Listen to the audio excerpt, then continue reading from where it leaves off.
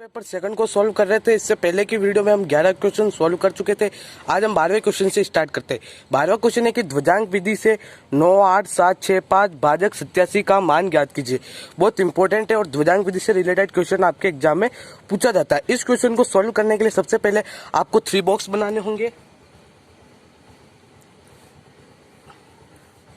ये 3 बॉक्स हो गए, फर्स्ट, सेकंड, थर्ड।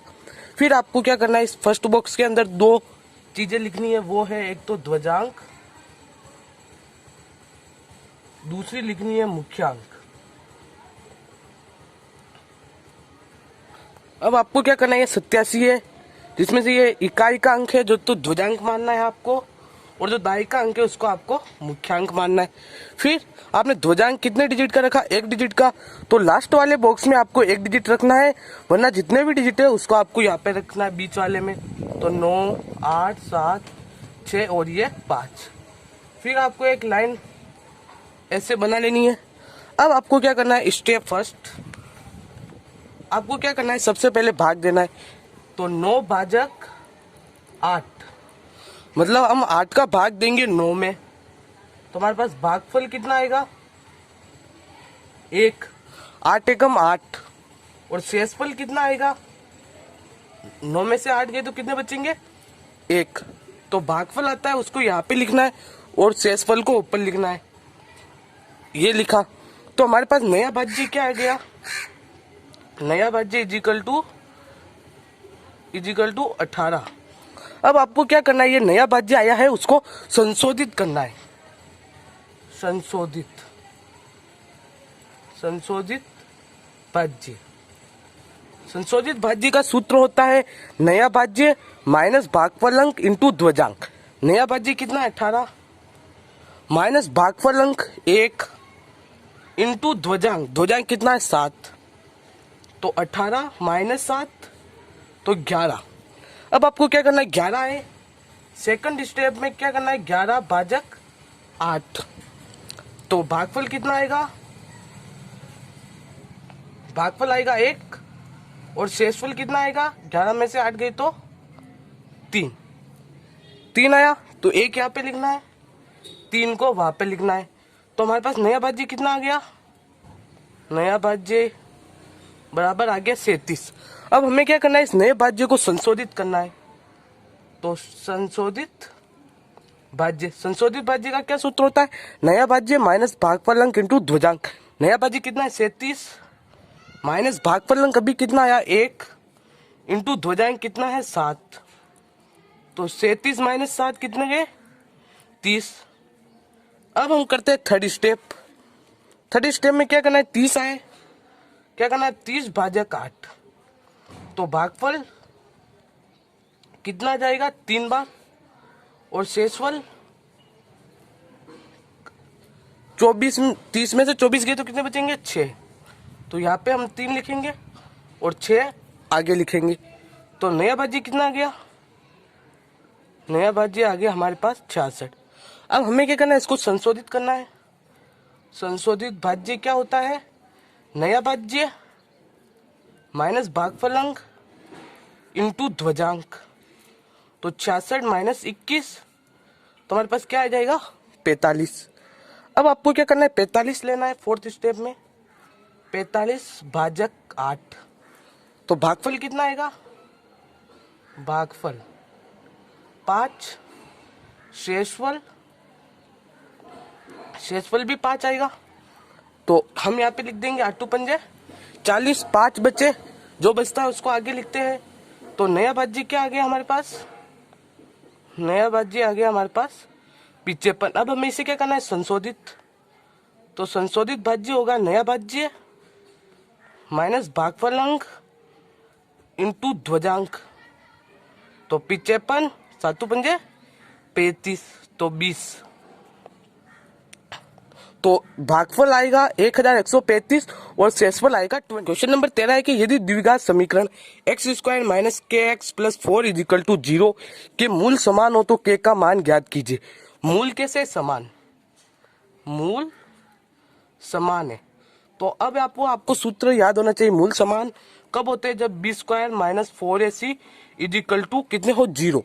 तो इस द्विघात समीकरण में a क्या है 1 और b कितना है माइनस का k और c कितना है 4। तो b का स्क्वायर मतलब k का स्क्वायर माइनस k का स्क्वायर माइनस 4a। a कितना है 1 और c कितना है 4।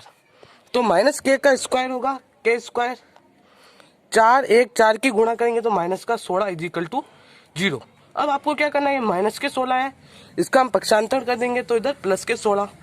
अब हमें क्या चाहिए k का मान तो रूट में 16 तो k का मान प्लस माइनस 4 मतलब प्लस के 4 भी हो सकते हैं और माइनस के 4 भी हो सकते हैं। क्वेश्चन नंबर 14 आपको नहीं करना है क्योंकि यह आपके सिलेबस से हटा दिया है। 15वां क्वेश्चन है कि 2 sin 60 डॉट cos 30 का मान ज्ञात कीजिए।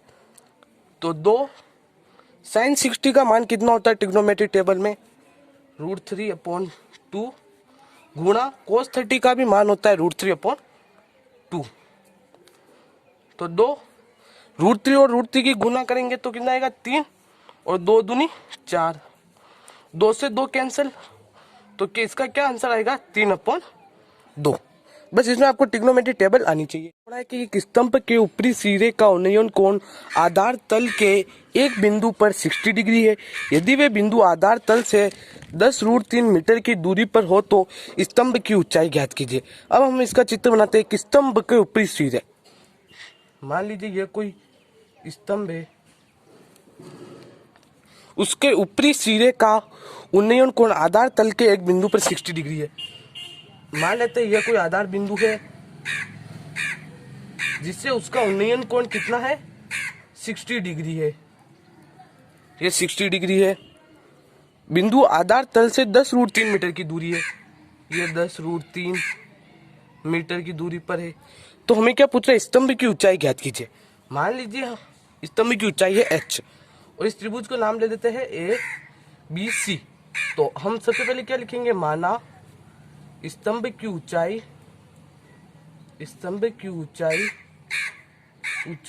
h metre. फिर हमें क्या दे रखा उन्नयन कोण ये कितना है 60 डिग्री। फिर BC क्या है 10√3 मीटर। ऐसे सवालों में आपको कौन सा सूत्र लगाना होता है tan थीटा का। तो tan थीटा का सूत्र होता है लंब मतलब AB अपॉन आधार मतलब BC। तो थीटा की जगह हमें कितना लिखना है 60 tan 60। AB की जगह हमें कितना लिखना है h और BC की जगह 10√3। tan 60 का क्या मान होता है ट्रिग्नोमेट्री टेबल में √3/1 h इजिकल टू 10√3। अब हम क्या करते हैं क्रॉस गुणा इसके साथ इसकी गुणा h के साथ 1 की h और 10√3 की 3 से गुणा करेंगे तो हमारे पास आंसर आएगा 30 मीटर। मतलब स्तंभ की ऊंचाई कितनी होगी 30 मीटर। 17वां क्वेश्चन है कि एक वृत्त की त्रिज्या 13 सेंटीमीटर है और उसकी एक जीवा की लंबाई 10 सेंटीमीटर है। तो इस वृत्त के केंद्र से दूरी ज्ञात कीजिए। एक वृत्त, तो चित्र बनाते हैं हम। ये मान लीजिए कोई वृत्त है, ये आपको थोड़ा सही नहीं बनाए पेन से। उसकी त्रिज्या 13 सेंटीमीटर है। ये वृत्त का केंद्र है और त्रिज्या है। फिर जीवा की लंबाई 10 मीटर है। मतलब ये जीवा है, उसकी लंबाई है आपके पास 10 मीटर। हमें वृत्त के केंद्र से दूरी ज्ञात करनी है और त्रिज्या की लंबाई दे रखी है हमें 13 मीटर। ये वृत्त का केंद्र O मान लेते हैं। इसे A B और इसे C नाम दे देते हैं। C नाम दिया।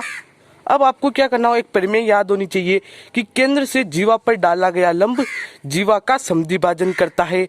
मतलब AC और CB ये दोनों कितने होंगे AC is equal to CB is equal to 5 metre. मतलब ये 10 मीटर है तो 5 मीटर AC है और 5 मीटर ही CB है। अब आपको क्या करना है इस त्रिभुज कौन सा ये समकोण त्रिभुज है तो त्रिभुज OCB में समकोण त्रिभुज है तो आपको कौन सी पाइथागोरस प्रमेय लगानी है। पाइथागोरस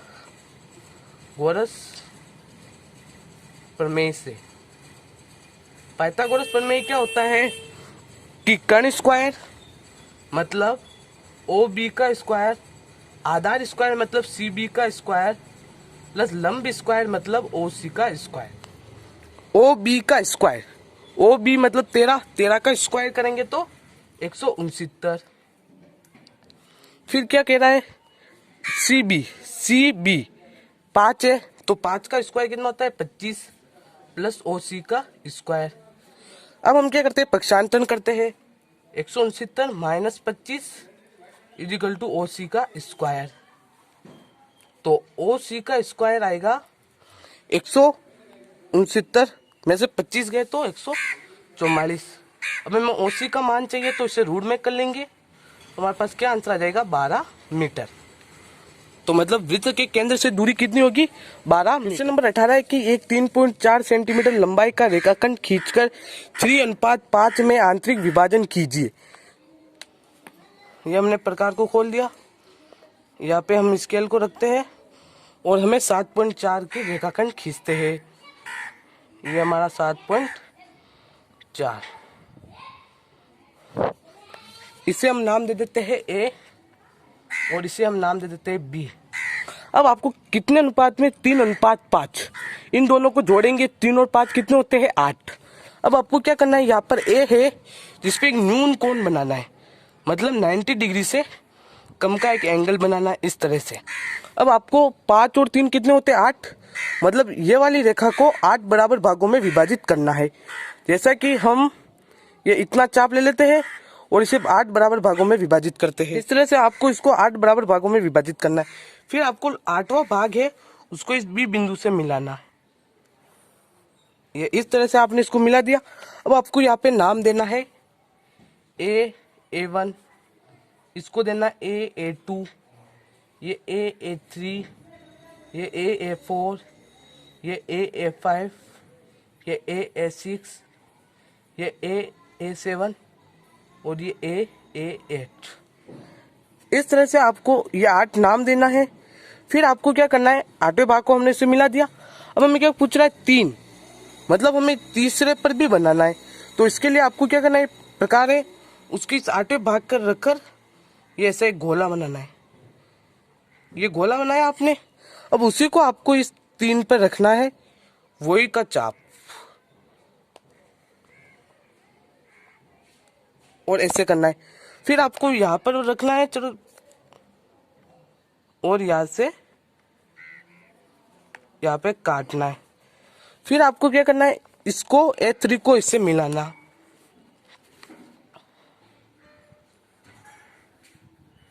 ये इसको हमने मिला दिया। हम इस बिंदु को नाम दे देते हैं P। इस तरह से आप इसको 3:5, ये 3:5 में विभाजित करते हैं। अब हम इसकी देखते हैं रचना। तो रचना में सर्वप्रथम रेखाखंड AB 7.4 सेंटीमीटर खींचा। फिर हमने क्या किया, एक किरण ऐसी खींची जो AB के साथ कोई भी न्यून कोण बनाए।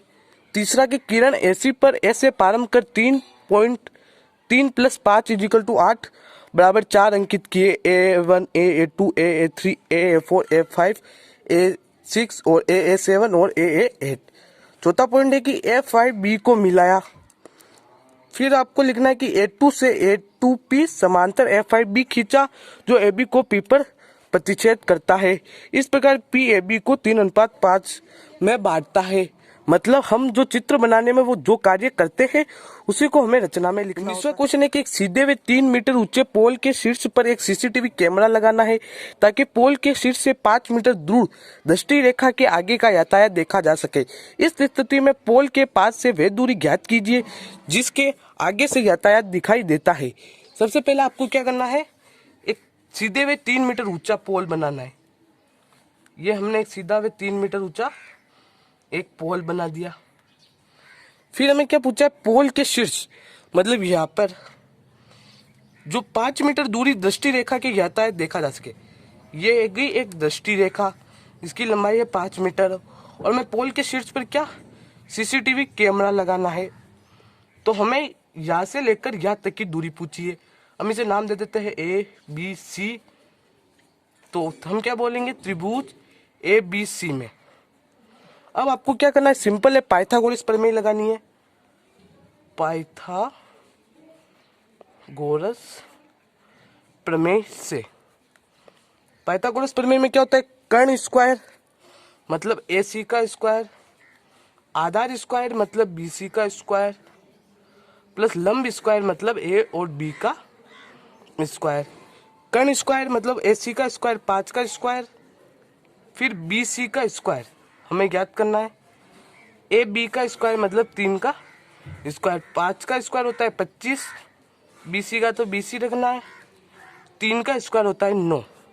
अब हम क्या करते हैं, 9 को इधर लेके आ जाते हैं तो माइनस में आ जाएगा, और BC स्क्वायर, तो BC square is equal to 25 में से 9 गए तो कितने बचेंगे, 16।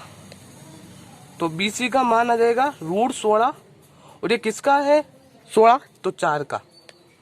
तो BC का मान कितना होगा, 4 मीटर। इस तरह से आपके 19 क्वेश्चन थे जो हमने इस वीडियो में सॉल्व किए। अगले क्वेश्चन हम अगली वीडियो में सॉल्व करेंगे।